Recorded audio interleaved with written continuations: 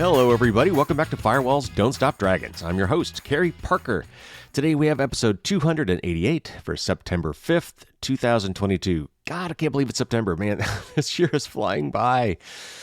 Oh, but man, we've got a lot of stuff to talk about. We got a news show for you today. I really had to pick and choose this week because there were lots of interesting articles, but I tried to focus on the main ones. And we still have a lot to cover today. And also I have plenty of things to tell you about. So a couple things here before we start, and then several things after the news. First of all, I've finally, I think, finished all my rebranding, which means I've taken my new logo, the kind of orange and red logo with the dragon hovering over the castle with its drawbridge down, with a really nice Firewalls Don't Stop Dragons lettering. I put that everywhere. I think I've put it everywhere. I say that because I keep finding these little nooks and crannies of places where I forget that I've used either the logo image or my new headshot image. So anyway, if you find any places that are still using the old blue dragon and castle or my older headshot with my hair pulled back, let me know because I would like to update all of them. I hope I found them all, but maybe I missed some. Also, I just passed 1,000 Twitter followers, which, you know, by modern standards, actually isn't that many, but, you know, hey, it's not nothing. So, but you might actually want to follow me on Twitter or Facebook because that's where I tend to post the more urgent stuff, like the two notices I'm about to give you. First of all, Google Chrome needs to be updated. There are some bugs, some bad bugs in Google Chrome that are being actively exploited.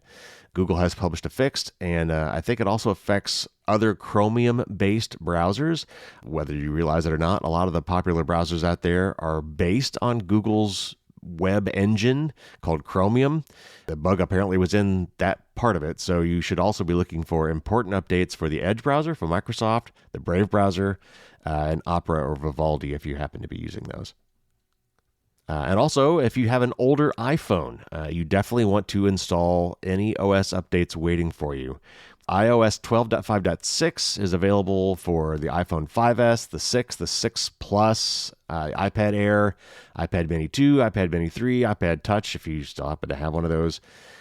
It's another important bug fix, so if you have one of these older iOS-based devices, look for updates and get those installed. And again, when I run across things like that are kind of urgent, I tend to post those on Twitter and Facebook. Those are kind of my two main places to try to reach people. But that's a great reason to follow me on Facebook and or Twitter. All right, so we've got a lot of news to cover today. First of all, the former security chief and well-known hacker named Mudge claims that Twitter buried a lot of really bad deficiencies in their security and anti-spam stuff. I'm going to talk about that. Major VPN services are beginning to shut down in India over some new anti-privacy laws. There's yet another Google Chrome extension with a lot of installs that is stealing browser data. Google's move to Manifest v3, which sounds technical, and it is, but I'll explain it, is going into effect, and it's going to make ad blocking much harder, all in the name of security, according to Google. But obviously, it's also in their financial interest to stop ad blockers as well. There was a story you may have seen. It was in the New York Times about a dad who took photos of his toddler and sent them to the doctor at the doctor's request. Unfortunately, because the photos were of the toddler's genitalia, Google automatically flagged him as a criminal for child sexual material when it was for medical purposes and requested by a doctor. And that's an ugly story, and I'll have several things to say about that. The Federal Trade Commission here in the United States is suing a data broker over some sensitive data that it has been selling. That's, I think, maybe a first. The Electronic Frontier Foundation, through some public records request, has exposed yet another case where the police are going to data brokers to get a bunch of information about you, basically bypassing your Fourth Amendment rights here in the U.S. LastPass had a source code breach, which is not the same as a data breach. And I'll have a lot to say about that because obviously these sorts of incidents make people really nervous, and rightly so. But I'll address a lot of the questions around that, and hopefully you'll feel a little bit better. And then I've got some good news. I guess save that for last in this case. A few articles here. Google has launched a bug bounty program for open source projects. That's a great initiative. DuckDuckGo had a beta of an email privacy feature that is now available to everyone. And a judge in Ohio has ruled that the university cannot scan their students' room when taking remote tests. It's a violation of their privacy. And then finally, I've got a story about cyber flashing, which I didn't really even know was a term until I read this article. It's kind of funny, though it's still disturbing, about some passenger on a flight, a Southwest flight to Cabo, who started sending out pictures of his genitalia to the other passengers, including one of the pilots. And that will lead to my tip of the week on how to prevent that from happening to you. So lots to talk about. Let's get right to it.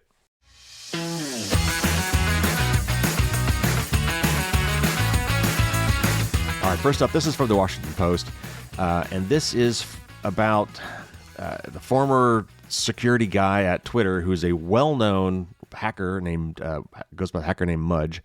His real name is Piotr Zatko. I probably got that wrong. But anyway, let me just read the article and then I'll talk some more about it. Twitter executives deceived federal regulators and the company's own board of directors about, quote, extreme egregious deficiency, unquote, in its defenses against hackers, as well as its meager efforts to fight spam, according to an explosive whistleblower complaint from its former security chief. The complaint from former head of security Piotr Zatko, a widely admired hacker known as Mudge, depicts Twitter as a chaotic and rudderless company beset by infighting, unable to properly protect its 238 million daily users, including government agencies, heads of state, and other influential public figures. Among the most serious accusations in the complaint, a copy of which was obtained by the Washington Post, is that Twitter violated the terms of its 11-year-old settlement with the Federal Trade Commission by falsely claiming that it had a solid security plan. Zatko's complaint alleges that he had warned colleagues that half the company's servers were running out-of-date and vulnerable software, and that executives withheld dire facts about the number of breaches and lack of protection of user data, instead presenting directors with rosy charts measuring unimportant changes. The complaint, filed last month with the Securities and Exchange Commission and the Department of Justice, as well as the FTC, says thousands of employees still had wide-ranging and poorly tracked internal access to core company software, a situation that for years has led to embarrassing hacks, including the commandeering of accounts held by such high-profile users as Elon Musk and former presidents Barack Obama and Donald Trump. In addition, the whistleblower document alleges the company prioritized user growth over reducing spam, though unwanted content made the user experience worse. Executives stood to win individual bonuses of as much as $10 million tied to increases in daily users, the complaint asserts, and nothing explicitly for cutting spam. And this is a quote from Twitter spokeswoman Rebecca Hahn, and she says, quote, security and privacy have long been top company-wide priorities at Twitter. She said that Zatko's allegations appeared to be, quote, riddled with inaccuracies, unquote, and that Zatko, quote, now appears to be opportunistically seeking to inflict harm on Twitter, its customers, and its shareholders, unquote. Hahn said that Twitter fired Zatko after 15 months, quote, for poor performance and leadership, unquote. Attorneys for Zatko confirmed he was fired, but denied it was for performance or leadership. Hahn added that Twitter has tightened up security extensively since 2020, that its security practices are within industry standards, which is saying nothing, and that it has specific rules about who can access company systems. Regarding the allegations about spam and bots, Hahn said that Twitter removes more than 1 million spam accounts every day, adding up to more than 300 million per year. Twitter pointed to its proxy statements, noting that growing daily users is the smallest of 3 factors for earning cash bonuses, along with growing revenue and another financial goal. All right, so this is a tricky one. I mean, it got a lot of news because obviously Twitter's been getting a lot of flack over spam and stuff like this. The whole Elon Musk buyout has really forced this to the front because now Elon Musk is trying to get the whistleblower's information because he wants to basically use that to get out of his deal to buy Twitter. So it's got lots of other things involved with this article beyond the main one. And there's been some, people who have said, not just Twitter, that, maybe Mudge's statements here are a little bit off. I'm not sure what to make of that. I'm sure we'll find out more as time goes by. But I think it's important that this stuff was said. I applaud Mudge for making these statements. I don't think he made them lightly. The sense I'm getting, I don't know the guy, but the sense I'm getting is that he was very well respected and that this was really not done, in any sort of a sour grapes kind of a way. But I think the real upshot here is that this, hopefully, because this issue has been raised, this will be investigated, and we'll find out more as the time comes. But if all goes well, then maybe this will finally force Twitter to get better, because they're not going anywhere, and we need them to be secure, and we need them to reduce all the bots and all the mis and disinformation campaigns. So anyway, I hope the real upshot for this is that Twitter users will get a better experience, a more secure experience, and better quality stuff down the line. All right, next up, this is from 9to5Mac, and it's about VPN services shutting down in India because of some regulations India has imposed that are bad for privacy. Major VPN services have shut down service in India as there is no way to comply with a new law without breaching their own privacy protection standards. India's Computer Emergency Response Team, or CERT, has said that the rules will apply to VPN providers from September 25th, which is obviously just around the corner. These will require services to collect customer names, email addresses, and IP addresses. The data must be retained for at least 5 years and handed over to CERT on demand. This would breach the privacy standards of major VPN services and be physically impossible for services like NordVPN, which keep no logs as a matter of policy. The company is registered in Panama specifically because there is no data retention law there and no international intelligence sharing. Other VPN services that have stopped operating servers in India in recent months are some of the world's best known. They include US-based Private Internet Access and IPVanish, Canada-based TunnelBear, British Virgin Islands-based ExpressVPN, and Lithuania-based Surfshark. Customers in India will be able to connect to VPN servers in other countries. This is the same approach taken in Russia and China, where operating servers within those countries would require VPN companies to comply with similar legislation. The law also applies to iCloud Private Relay, which is effectively a VPN service used only for Safari. Apple has not yet commented on its own planned response, but we have reached out to the company and will update with any response. Cloud storage services are also subject to the new rules, though there would be little practical impact on Apple here. Remember, this is from 9to5Mac, so it's very Apple-focused. iCloud does not use end-to-end encryption, meaning that Apple holds a copy of your decryption key and can therefore already comply with government demands for information. So I read that for a few reasons. One, to highlight that last part there, that Apple's iCloud needs end-to-end encryption. It really bugs me they don't offer that. So this calls out that point here, and it's not a problem for Apple in this case, because Apple can just hand it over. But their iCloud Private Relay, which is sort of VPN-like, would seem to fall afoul of this law, so it'll be interesting to see how Apple responds to this. But I think it's good that these companies are standing up and saying, no, we are here to protect our customers. Privacy's right there in the name. We're trying to be private, and our privacy policies don't allow this, so we're just going to pack up our stuff and go home. And of course, like the article says, people in India will still be able to use these services. They'll just have to try to access the VPN through VPN servers located outside the country. Now, if it's possible India may try to block that. We'll see. I don't know. But this article stands to highlight the conflict between some of these countries that have tried to implement these draconian laws requiring privileged access to information for, supposedly law enforcement purposes. And even if it really was just for law enforcement purposes, it just blows the whole thing. You can't have privacy and have these kind of policies enforced. So I'm happy to see that these companies are taking a stand. If more countries start doing this, though, it'll be really hard for them to keep providing their services. We'll see how this develops. I will, of course, keep you posted. All right, I've got a couple articles here from Bleeping Computer, both related to Google's Chrome, actually, in two different ways. First up, this is about a malicious Chrome extension that you should be aware of. Threat analysts at McAfee found 5 Google Chrome extensions that steal or track users' browsing activity. Collectively, the extensions have been downloaded more than 1.4 million times. The purpose of the malicious extensions is to monitor when users visit e-commerce websites and to modify the visitor's cookie to appear as if they came through a referrer link. For this, the authors of the extensions get an affiliate fee for any purchase at electronic shops.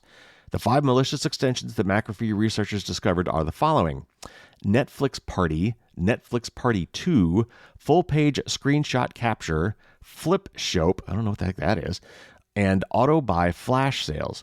And if you want more information on that, look at the link to this article in the show notes and you'll get more specific info. It's worth noting that the above extensions still feature the promised functionality, making it more difficult for victims to notice the malicious activity. Although using them does not impact users directly, they are a severe privacy risk. Thus, if you are using any of the listed extensions, even if you find their functionality useful, it is recommended to remove them from your browser immediately. All right, so let me back up. So what's going on here is these browser extensions, which actually do the thing they purport to do, behind the scenes are fraudulently getting referrer links, paybacks, kickbacks, because when you go to websites, they basically reroute you to make it look as if you used their referrer link to get the affiliate fee. And if you're not familiar with how that works, this is a common way that free websites, or even not free websites, make extra money, because any website that wants to encourage people to use their website have these affiliate programs where you can sign up for these things. And if you successfully get someone to click a link that takes them to their website, and you use their affiliate link to do so, you get credit for that. A little kickback saying, hey, thanks for sending somebody my way, a little referral fee. And oftentimes, if you stay there long enough and buy something while you're there, even if it's not the thing that you click the link for, you can still get a kickback, because they don't care, right? They don't care what you bought. They just want you to go to their website and buy stuff. So if you route someone to that website for whatever reason and they buy anything while they're there, then you get a little kickback. So what these guys are doing is they've found a way through they've got these Chrome extensions that they're giving away that do something kind of useful, try to get a bunch of people to install them, and then as people use them, if they're browsing around and happen to go to these websites that have these affiliate links, they fake out the website to make them believe that the way they got there was through an affiliate link so that they could get money. Anyway, so if you have these extensions, you should definitely remove them. All right, now this next one is kind of referring to something complicated, this manifest v3, and I'll talk a little bit more about what that means in a minute. And I've talked about this on the show in the past before, but it's all coming to a head now because this change that Google has been promising for some time is now actually happening. All right, so again, from Bluebeat Computer. The first ad blocker extension for Chrome that is compatible with Google's Manifest v3 version 3 is now available. An extension manifest outlines the permissions and abilities a developer includes in an extension for the Chrome browser. In version 3 of the manifest, Google changes the Web Request API, or Application Programming Interface, to block extensions from modifying the data before it's shown to the user, which renders ad blockers useless. The new ad blocking extension that complies with Manifest v3 requirements comes from AdGuard, a developer of ad blocking software. The extension is in an experimental stage. It was released to help identify margins for improvement and solutions to limitations. Even so, it highlights the restricting nature of Manifest v3. In the release announcement, AdGuard analyzes the workarounds they had to implement to comply to the latest requirements, the problems that still exist, and the ideas for making the final version as functional as possible. Manifest v3 was first announced in 2020 and became available with the release of Chrome 88, which came out in January of 2021. The Chrome Web Store stopped accepting extensions built on Manifest v2 in January of 2022. All extensions using the previous version will stop working by January of 2023. From Google's perspective, Manifest v3 comes to enhance your user privacy and security by 1.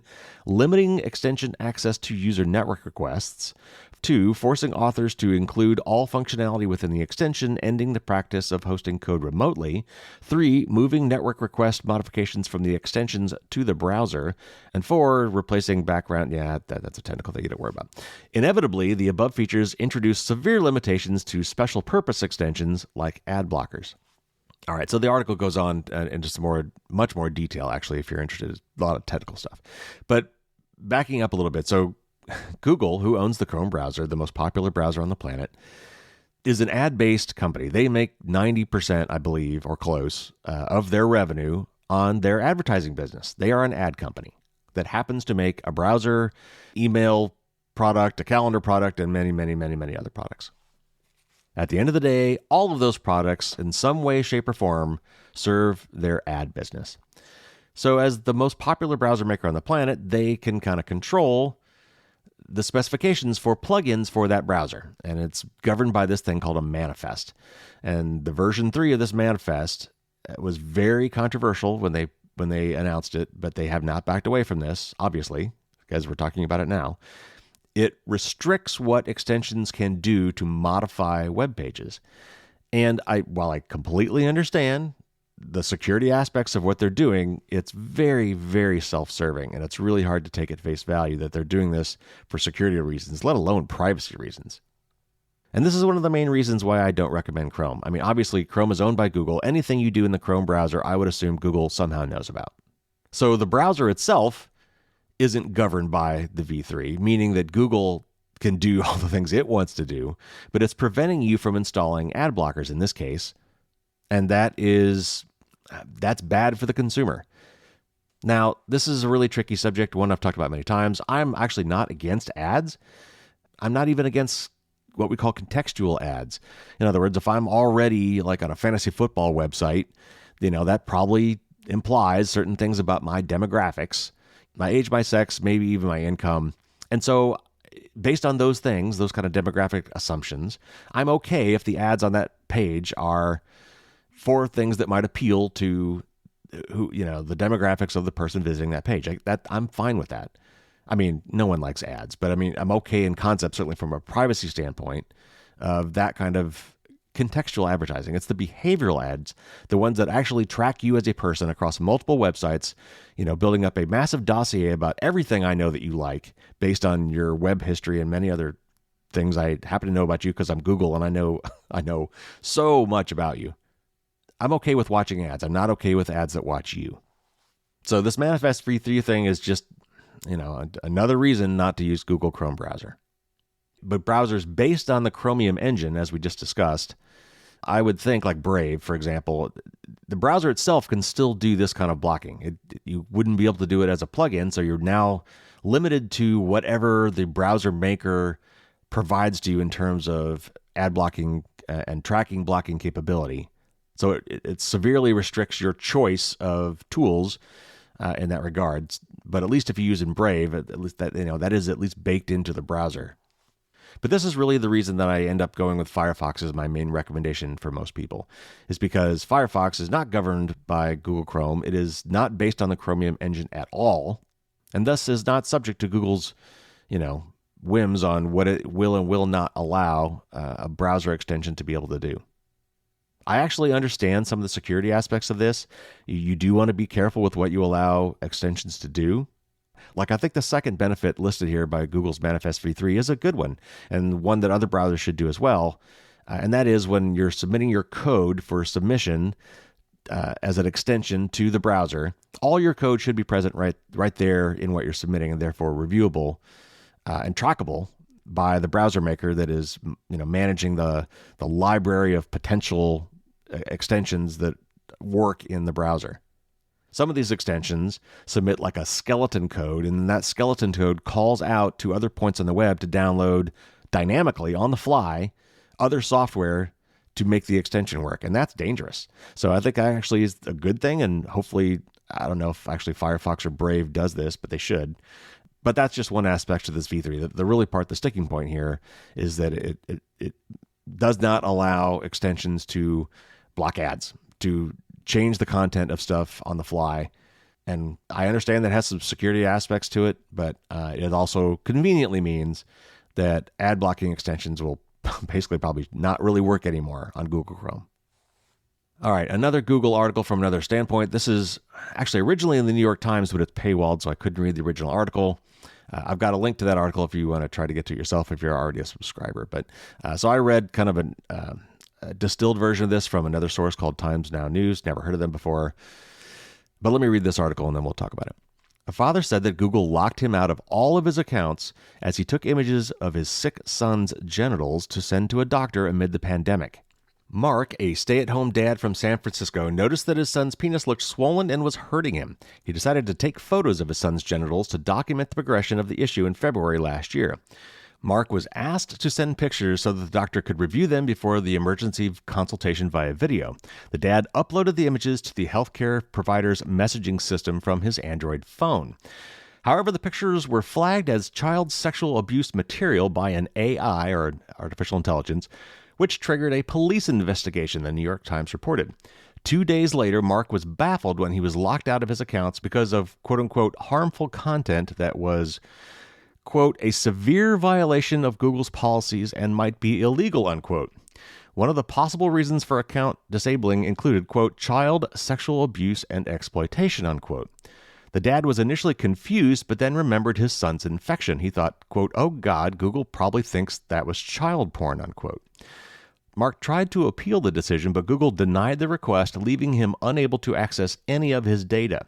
His Google Fi account was also shut, which meant he had to get a new phone number from another service provider.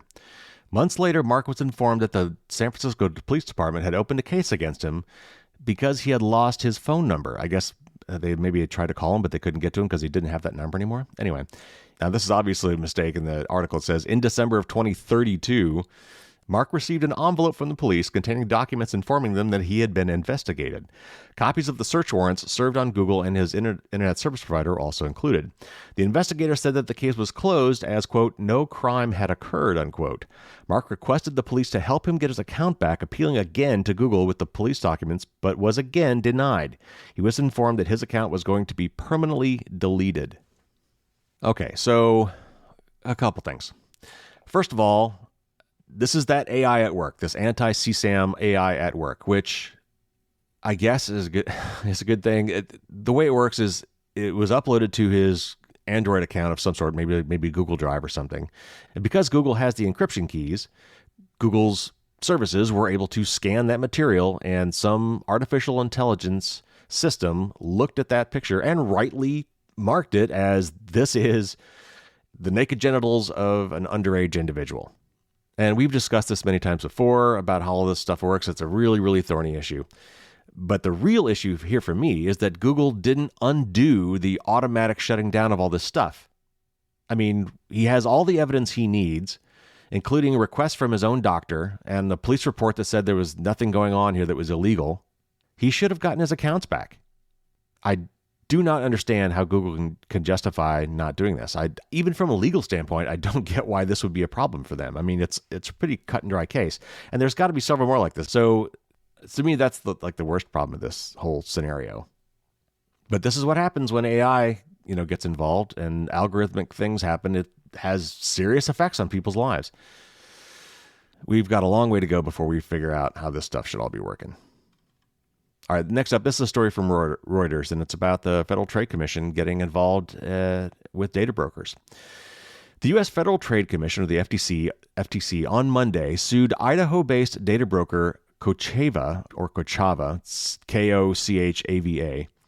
Kochava Incorporated, for selling geolocation data from hundreds of millions of mobile devices that could be used to track consumers.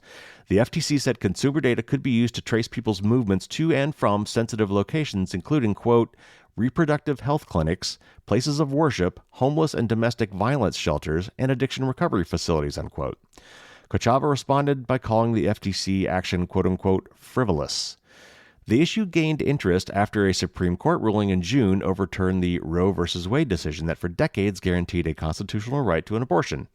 The technology industry has fretted police or other entities could access customers' search history, geolocation, and other information revealing pregnancy plans.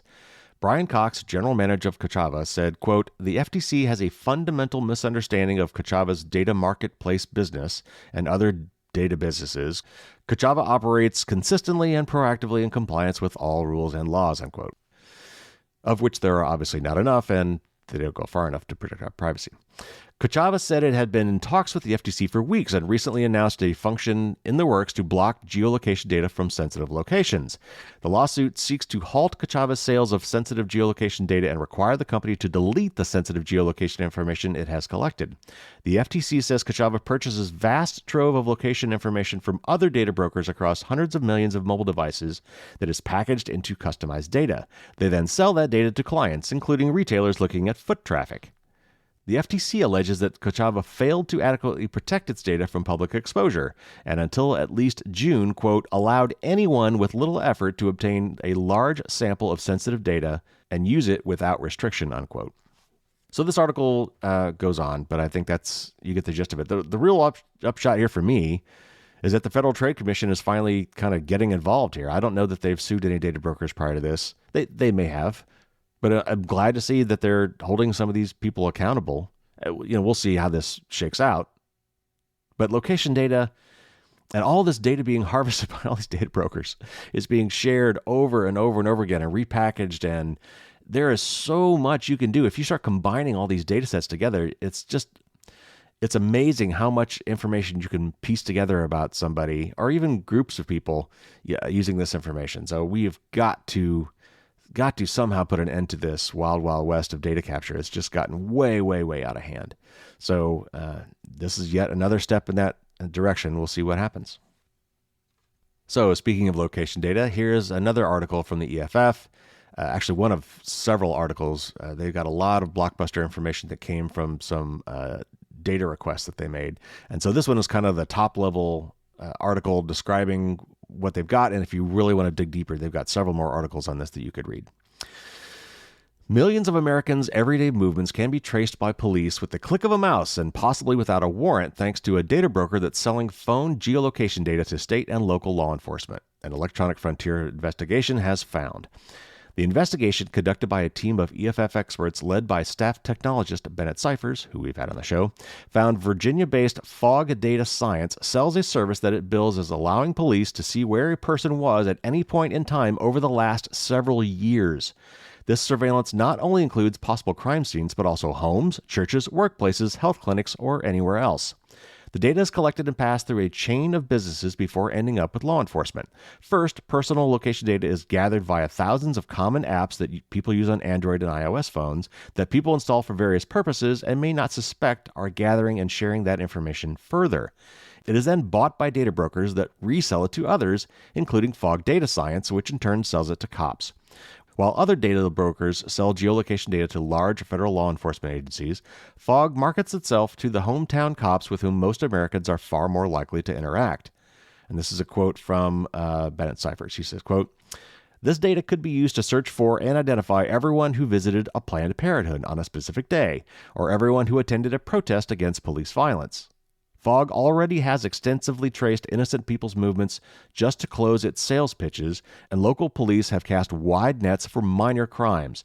The potential for abuse is staggering, and from what we've found so far, there are few or no rules protecting our constitutional rights," unquote. In marketing materials sent to state highway patrols, local police departments, and county sheriffs across the nation, Fog Data Science claims to have, quote-unquote, billions of data points about, quote, over 250 million, unquote, devices, and that its data can be used to learn where targets work, live, and associate. In police lingo, a quote-unquote pattern of life. Agencies can buy in for less than $10,000 per year. State police in Maryland, Indiana, and New Jersey, the highway patrols in California and Missouri, and the Tennessee Bureau of Investigation have had contracts with Fog lasting at least 1 year. Police in New York City, Houston, and the Broward County, Florida Sheriff's Office bought access to Fog services, as did much smaller agencies, including the police in Lawrence, Kansas, and the Sheriff of Washington County, Ohio. EFF learned about Fog after filing more than 100 public record requests over several months for documents pertaining to government relationships with local data brokers. Records received by EFF indicate that Fog has past or current contracts with at least 18 local, state, and federal law enforcement clients, while other agencies accepted free trials. Troublingly, records show Fog and some police agencies didn't believe this surveillance implicated people's Fourth Amendment rights, and so they didn't obtain a warrant before searching through people's location data. And glaringly absent from the public records EFF received were any documents establishing policies or other limits about when and how police could and should deploy this massive digital dragnet. Among the findings, in Chino, California, police used Fog services to do massive sweeps determining who was near minor theft and burglary scenes. In a rural Missouri murder investigation, Fog service tracked a babysitter who was never a suspect. In Greensboro, North Carolina, a crime analysis supervisor raised red flags about its constitutionality and later quit after his warnings were ignored. So again, this article is just one of many. EFF has a whole series of these based on its findings. So if you're interested in this, go to the show notes, find the link, and this article at the bottom has links to all those other articles. But again, this is just another case where all these data brokers, thousands of them, honestly, are collecting all this data from various apps. And a lot of these apps are doing it, even maybe not even know they're doing it because they're using these free software development kits that include this location tracking, and behind the scenes is sending this data to the data brokers. The data brokers are selling it amongst themselves, repackaging it, bundling it, which allows law enforcement agencies to get this stuff without a warrant, and we're all being tracked all the time. It's just got to stop. All right, next up. This is from Sophos and their Naked Security blog. And this article is a little bit long, but it's important because I know that you've probably seen the news articles about this. And LastPass is a password manager that I have recommended many, many times over the years. And so it brings up some really important issues and answers some very important questions. So it's a little bit long, but hang in with me. I think it's good to know. As you no doubt already know, because the story has been all over the news and social media recently, the widely known and widely used password manager LastPass last week reported a security breach. The breach itself actually happened 2 weeks before that, the company said, and involved attackers getting into the system where LastPass keeps the source code of its software. From there, LastPass reported the attackers, quote, took portions of source code and some proprietary LastPass technical information, unquote. We didn't write this incident up last week because there didn't seem to be a whole lot that we could add to the LastPass incident report. The crooks rifled through their proprietary source code and intellectual property, but apparently didn't get any customer or employee data. In other words, we saw this as a deeply embarrassing PR issue for LastPass itself, given that the whole purpose of the company's own product is to help customers keep their online accounts to themselves, but not as an incident that directly put customers' online accounts at risk. However, over the past weekend, we've had several worried inquiries from readers, and we've seen some misleading advice on social media, so we thought we'd look at the main questions that we've received so far. After all, we regularly recommend our readers and podcast listeners to consider using a password manager, even though we've also written up numerous security blunders in password manager tools over the years. So we've put together 6 questions and answers, and I'm only going to read, I think, 4 of them, to help you make an informed decision about the future of password managers in your own digital life.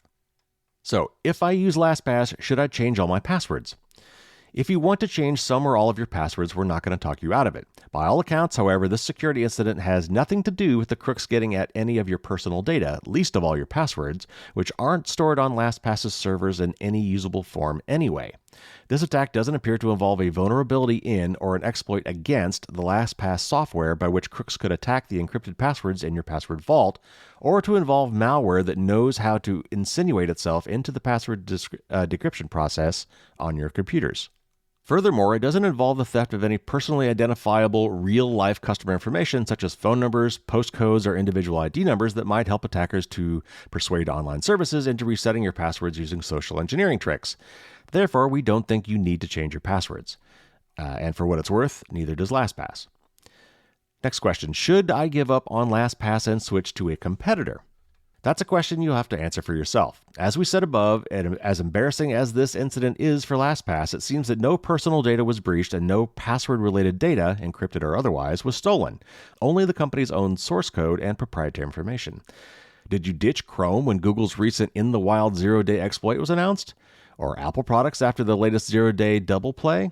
Or Windows after any Patch Tuesday update in which zero-day bugs were fixed?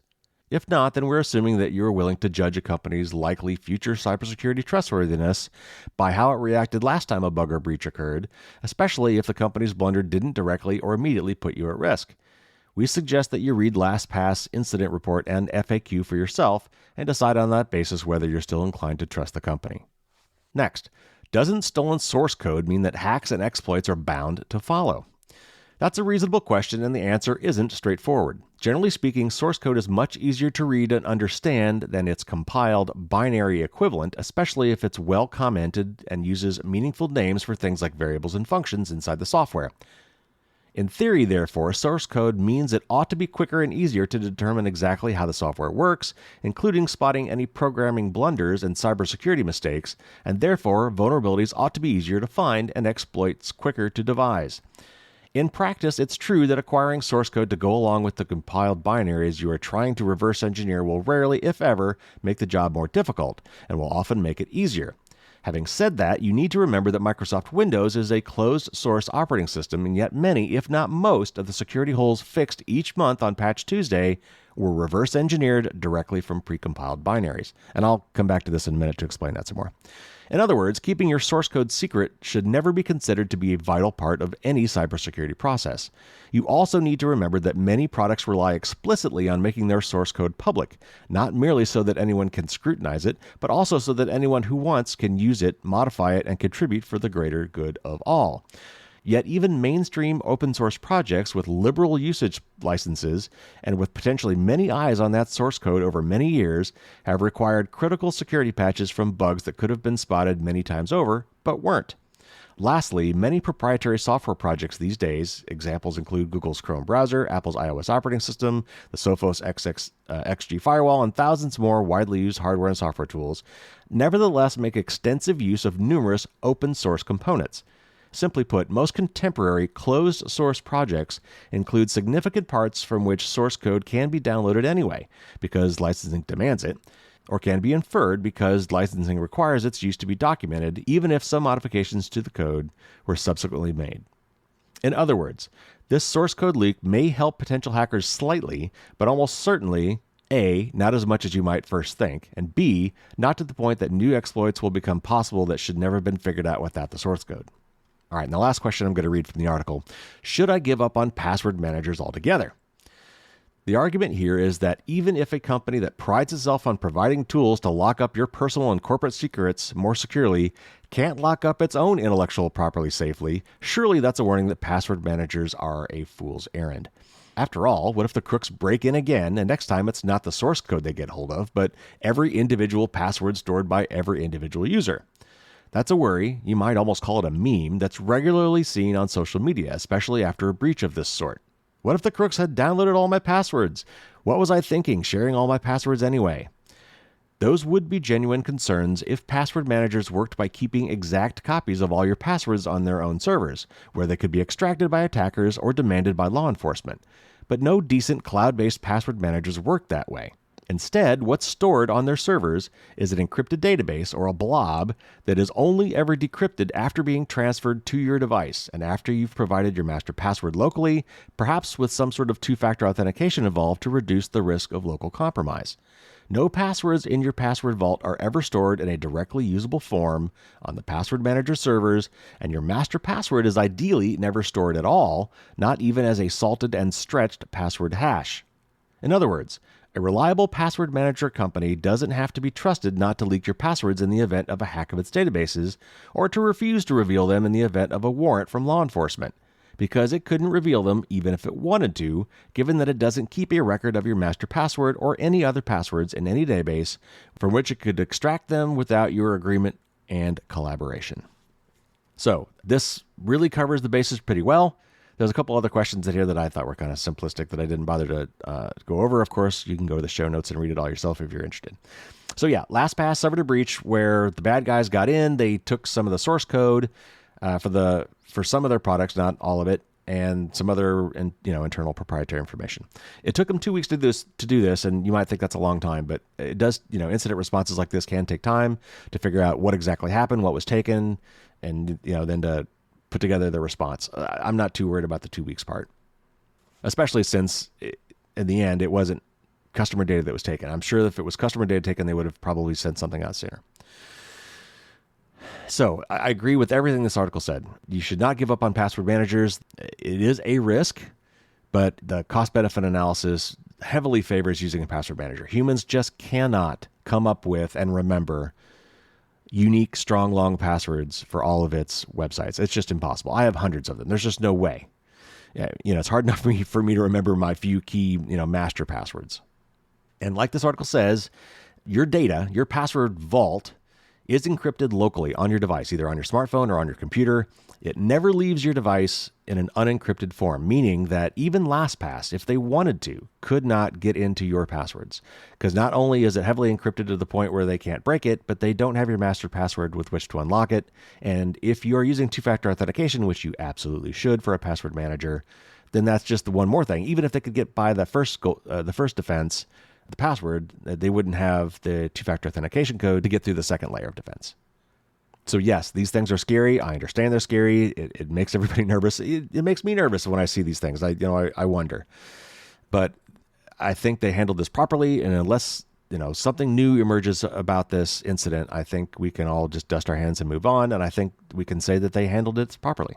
And by the way, if none of this is convincing you yet, there are some other things you could do to make your password manager even more secure. I wrote an article about this recently. I think we talked about it on the podcast as well.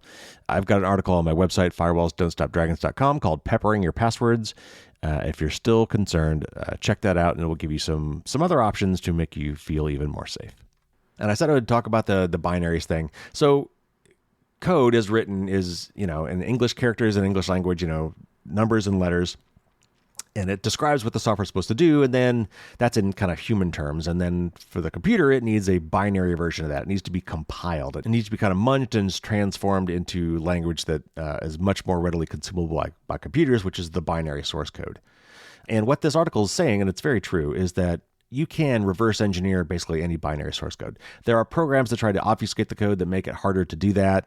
But at the end of the day, the code's got to run. And so it's got to be visible to the computer to run it. And so the bad guys can take, any software image, which is binary, and by running special tools over it, can basically bring back the English version of the code that it took to make that.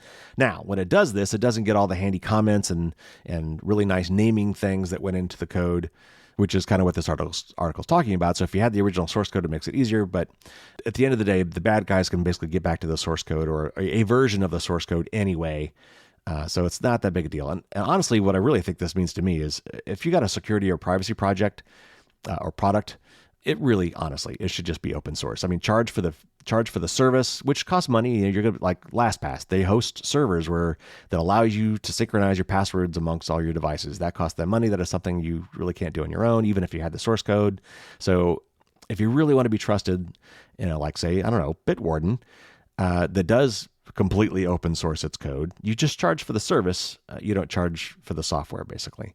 And that allows third parties to vet the software. It's a good thing. It engenders trust. So open source really is the way to go for any product that has a major component related to security and privacy. All right, now let's have some good news. This is from a blog called Decipher from Duo. And it's about a bug bounty program from Google. It says, Google has launched a program aimed at rewarding the discoveries of vulnerabilities found in its open source software projects, such as Golang, Angular, and Fuchsia, as well as Google open source third-party dependencies. The program will offer rewards ranging from $100 to $31,337, and I'll explain that in a minute, for vulnerabilities that lead to supply chain compromise, design issues that could cause product vulnerabilities, and other security issues like leaked credentials, weak passwords, or insecure installations. Top rewards will go to flaws found in the, quote, most sensitive projects, unquote, such as Bazel, I'm not sure what that is, Bazel, Angular, Golang, protocol buffers, and Fuchsia, but the program includes all up-to-date versions of open source software stored in the public repositories of Google-owned GitHub organizations, and those projects' third-party dependencies. For third-party dependencies, Google asked researchers to report directly to the owner of the vulnerable package first to, quote, ensure that the issue is addressed upstream, unquote, before letting them know the details. Google, one of the largest maintainers, contributors, and users of open source, in 2021 contributed $1 million to Secure Open Source, a pilot program run by the Linux Foundation that rewards developers working to improve open source project security. Overall, the open source software ecosystem is a lucrative target for attackers, as seen both through the SolarWinds attack and the fallout from the Log4j vulnerability. Google said that attacks targeting the open source supply chain have increased by 650% last year. The inherent security issues that exist in the open source software ecosystem have recently been discussed by the U.S. government, which in the months after the discovery of Log4j mulled over a proposal to set up an independent clearinghouse to offer support and match volunteers with open source projects that need help. So this is great. We need more of this. Absolutely. Open source is a foundational element of all of our software products. And of course, all hardware has software built into it. So this is extremely important. And I'm really glad to see that Google is doing this sort of stuff. Despite its privacy nightmare, Google has done a lot of really, really great things for security. And I applaud them for that. And this is just one more of those things. Now, I said I was going to explain that weird number. So the bounty of $31,337. So that's a little bit of insider hacker lingo. There's a term of being a leet hacker, which is short for being an elite hacker. And if you were to try to spell the word elite using only numbers, you would use 31337, the 3 being an E, the 1 being an L, and the 7 being a T. Oftentimes that is just shortened to LEET or 1337, but in order to make the bounty a little bigger, I guess they went for the full elite of 31337. And yes, I know that's not how you spell elite either, but it's just trust me, it's a hacker thing. All right, next up, this is from Spread Privacy, which is the DuckDuckGo blog. And if this sounds like a press release, that's because it is. So it's very obviously slanted toward DuckDuckGo, but it still gets the main ideas across. And I wanted to let you guys know that this was available, and then we'll talk about what this means for you. Have you ever entered your email for a loyalty program or a coupon and started getting emails from companies you didn't subscribe to, or noticed ads following you around after clicking on an email link? You're not alone. There are multiple ways companies can use your email to track you, target you with ads, and influence what you see online. They can even share your personal information with third parties, all without your knowledge. Companies embed trackers in images and links within email messages, letting them collect information like when you've opened a message, where you were when you opened it, and what device you were using. In our closed email protection beta, we found that approximately 85% of beta testers' emails contained hidden email trackers. Very sneaky. Companies can use that information to build a profile about you. And actually, they also just use it for analytics, which is helpful, but the two go hand in hand. And because your email addresses are connected to so much of what you do online, making purchases, using social media, and more, tracking companies also effectively use your personal email address as your profiling identifier. In fact, many companies are so hungry for your personal email address that they'll actually pull it from online forms you haven't even submitted yet, which we talked about in this show before. You can start filling out a form, and even before you click the submit button, they can actually take the data you've entered. Beyond sending you more emails, companies often upload your email addresses to Facebook and Google to target you with creepy ads across apps and websites. DuckDuckGo Email Protection is a free email forwarding service that removes multiple types of hidden email trackers and lets you create unlimited unique private email addresses on the fly. You can use email protection with your current email provider and app. No need to update your contacts or juggle multiple accounts. Email protection works seamlessly in the background to deliver your more private emails right to your inbox. Since launching DuckDuckGo Email Protection into private waitlist beta, we've been continuously making improvements based on feedback. And this is a short list of a few things they've done. Link tracking protection. In addition to blocking trackers and images, scripts, and other media directly embedded in the emails, we can now detect and remove a growing number of the trackers embedded in email links. Next, smarter encryption. We've started using the same smarter encryption, or HTTPS upgrading, that's at work for you in our search engine and apps to upgrade insecure, unencrypted HTTP links in emails to secure or encrypted HTTPS links when they're on our upgradable list. Third, replying from duck addresses. You can now reply to emails from all of your duck addresses. When you get an email to a duck address, and that's at duck.com, you can just hit reply, type your message, and send it off. Your email will then be delivered from your duck address instead of your personal address. I'll come back to that in a second. And lastly, self-service dashboard. Want to upgrade your forwarding address or even delete your account? You can now make changes to your Duck account whenever you want, saving you time and effort. Email protection is supported in the DuckDuckGo Privacy Browser for iOS and Android, DuckDuckGo for Mac, and DuckDuckGo Privacy Essentials browser extensions for Firefox, Chrome, Edge, and Brave. Okay, so this is a really cool feature, and it's actually being offered by several other companies. Fastmail has this. It's called Mass to Email. ProtonMail is working with Simple Login, which has this sort of feature. MySudo has this feature as well. These are really handy, and I really recommend you look into doing them. Another way you could do this is by owning your own domain, which is the way I do it. So if you buy a web domain, you can basically receive any email at mycooldomain.com, right? Whatever domain you buy, you can set it up so you can receive any email that's sent to that address. And then, therefore, you can create on the fly any email address you want, and it will always come to the same inbox. This is sort of like that too. The only part about this that I don't like is that it does mean that it has to route through DuckDuckGo in this case. So in order for them to forward it to you, it has to go to them first. So that could mean that they could be reading the emails that go through there. Now, I'm pretty sure that their privacy policy states that they do not, but you have to trust them, right? So there is that downside to these kind of services. But effectively what it does is it makes you make up email addresses on the fly, which has a lot of great benefits. Because like this says, your email address, you as a person probably have maybe one or two. I mean, you might have a work email address, but personally, you may only have one email address. So when all these companies are forcing you to sign up for something or want you to give them your email address, they can now use that email address to say, oh, hey, this person is the same as that person who's the same as that person, right? All these third parties can share this information behind the scenes, and now they all know that those all belong to you. Whereas if you can make up a unique email address, right, which is used as a username for so many accounts now, if you can make up a unique username, in this case, an email address for each of these accounts, they will have a much harder time knowing that those two people are the same two people. And the fact that they've set it up to remove all the tracking stuff from the emails is great. And adding the reply from feature is really important. A lot of times this whole notion backfires because originally the systems were, if you give them this address, it'll forward to you. But if you replied to it, the reply email would show your original email address, which is obviously bad. That gives them the one thing you were trying not to give them. But now they've set up the reply chain such that they insert it in both the incoming and the return route, so that as it goes back, they remunge the address. So DuckDuckGo in this case will see your real response address, but they will change it back to the unique duck.com address that you created on the fly for this when it goes back to the original sender, so they still can't see your email address. So this is really cool. It was in beta. I jumped on the beta when it happened and got it, but now it's available to everybody. So there's a link in the show notes if you want to check that out. I highly encourage people to start using things like this. It's a great tool for privacy. All right, next up, this is something that I've complained about quite a bit. And that is during COVID, because so much of our testing in schools these days, especially K through 12, is all memory based. They don't want kids cheating at home when they're taking the tests. And so one of the things they've done with this proctoring software and technologies that they've forced kids to download and install on their computers or to use on the school Chromebooks or whatever.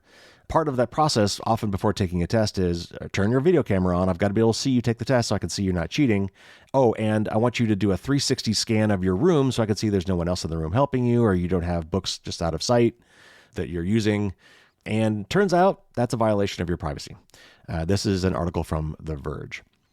An Ohio judge has ruled that a Cleveland State University's virtual scan of a student's room prior to an online test was unconstitutional.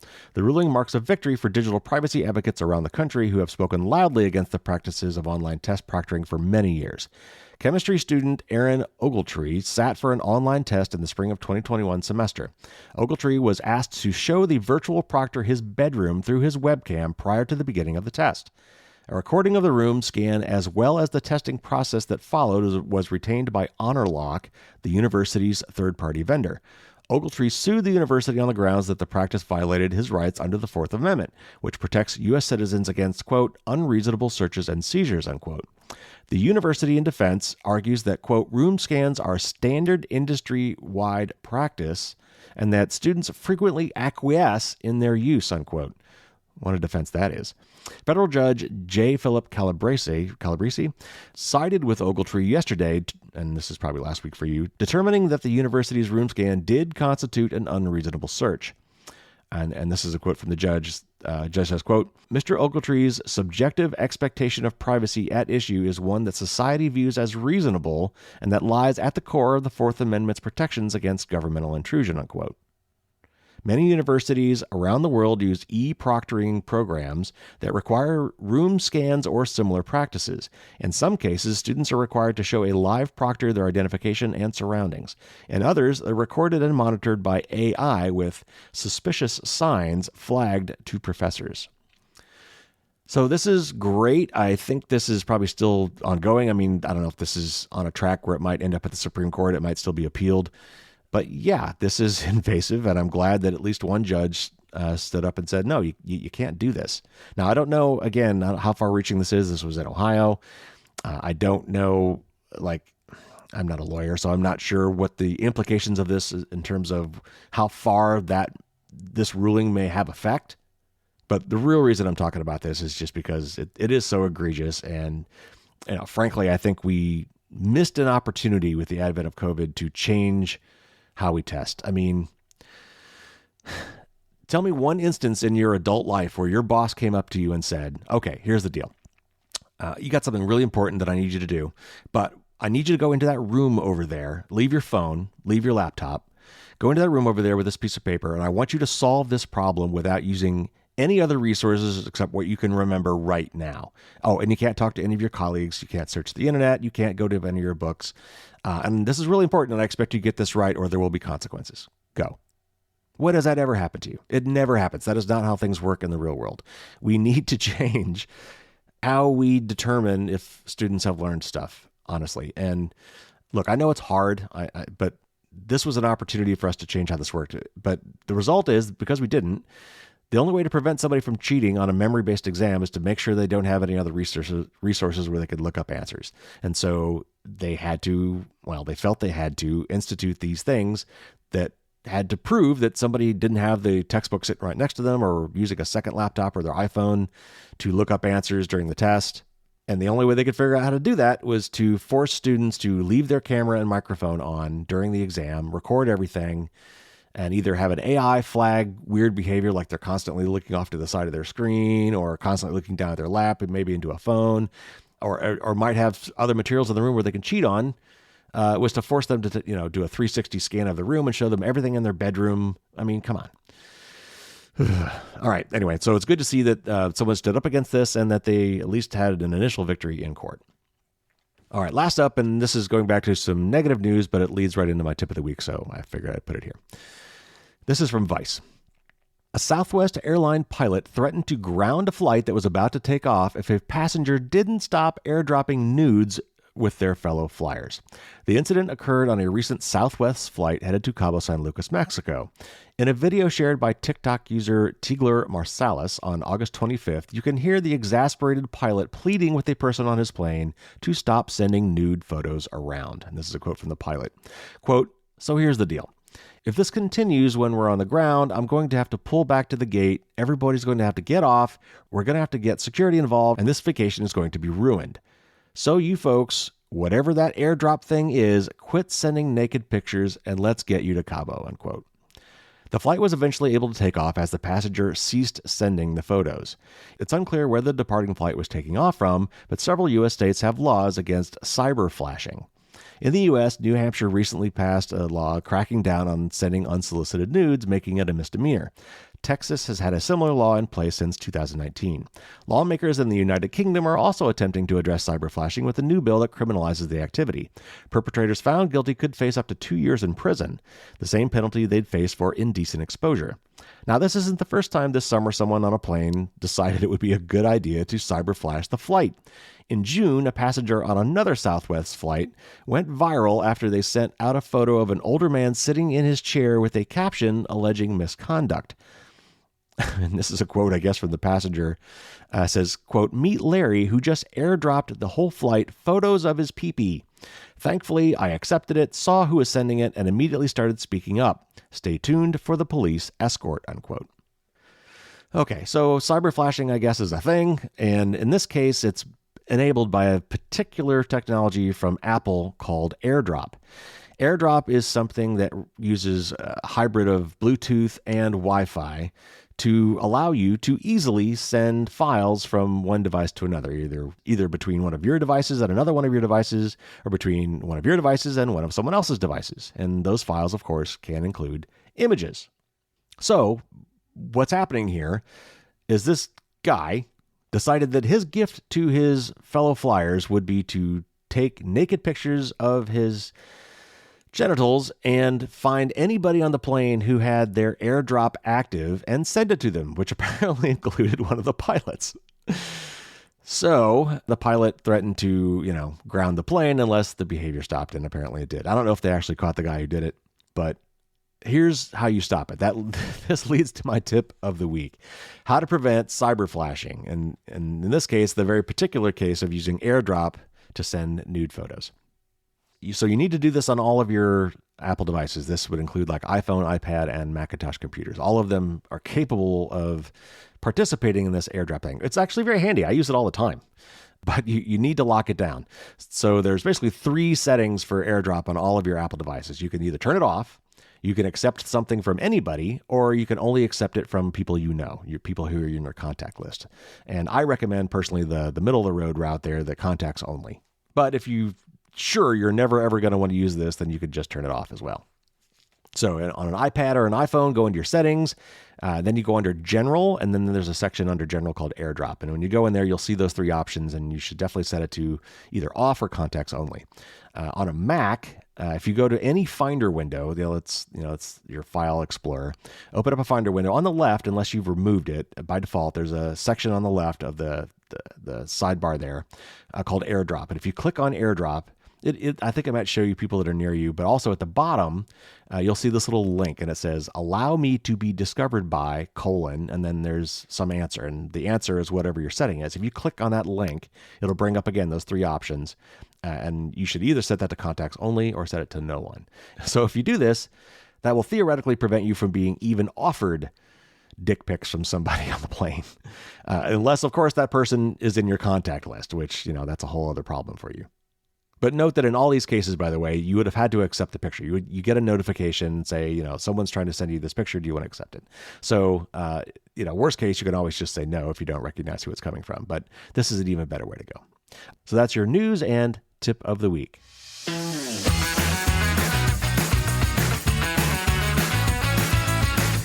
All right. Thanks again for tuning in. I've got some great interviews in the hopper, a couple that are already in the can, a couple that are in the works. Lots of great, interesting stuff coming. One of them is going to be with Charles Petzold, who's the author of a great book called Code. And if you ever want to understand computers and software, this is a fantastic introduction for people who are not techies.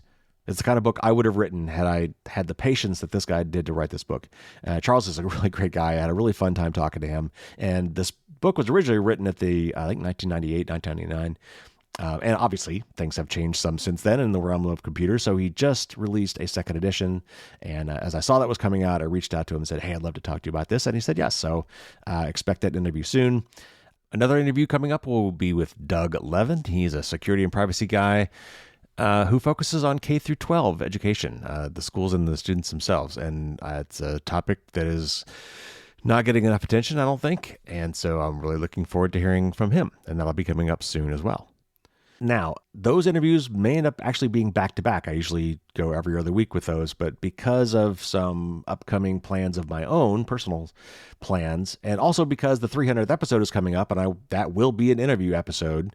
Right now, the interviews are the odd numbers, and so putting two of them back-to-back will get me back on a schedule where all the interviews are on even-numbered episodes. So I think I will be doing back-to-back interviews coming up soon to rectify that situation. Also, if you haven't subscribed, now would be a great time because the end of the year always brings a handful of annual episodes that I do every year that are a lot of fun. Right around November, I will be putting out my best and worst gift guide, my update of some of the best and worst gifts that you could give someone in terms of privacy and security. That's always a fun one to do. So that'll be coming up in November. And then Christmas is around the time when we're all taking a break anyway. So that's usually when I'll do my best of episode. And I'll go back through the year and get some usually clips from people I've interviewed and put together a really nice best of. And this year, since I've started doing the clips for my patrons with bonus content, we'll see. I might even pull in some clips that were for patrons only. So stuff you wouldn't have heard even if you were a regular subscriber. So anyway, that'll come probably around Christmas. And then for New Year's, I always have my New Year's resolutions. So they'll have an episode for that too. So anyway, subscribe and then you will be sure not to miss any of those great episodes or these wonderful interviews I've got coming up. Also, just FYI for my patrons, I am going to do another, Zoom Christmas or New Year's party. We'll do a little Zoom meeting where you can join me and we'll have some drinks and shoot the breeze. That will be coming up somewhere at the very end of the year. And then also the big 300th episode, 300 episodes, 300 weeks of this stuff. It's hard to believe. That's coming up right around Thanksgiving time here in the U.S. And should be interviewing Bruce Schneier for that. And I will be doing some sort of a big promotion. I'll probably do a giveaway a bunch of fun stuff, including some swag and probably some challenge coins, maybe even some of the new challenge coins. So I'm still working out all the details on that, but that will be coming toward the end of the year. Lots of fun stuff coming up. Now, I'm still thinking about doing a monthly mailbag. I want to return to that, which gives you the opportunity to send me questions that I will answer on the air. But to further incentivize that, because I want to make sure we get plenty of people doing it, I think I'll probably do some sort of a raffle giveaway for anybody who submits something, even if I don't read it on the air. So I hope to be implementing that sometime here soon, so stay tuned for that. Lots of great fun stuff coming up. All right, everybody, we're already running along, so thanks for hanging in there with me. Until next week, as always, stay safe out there and don't get caught with your drawbridge stuff.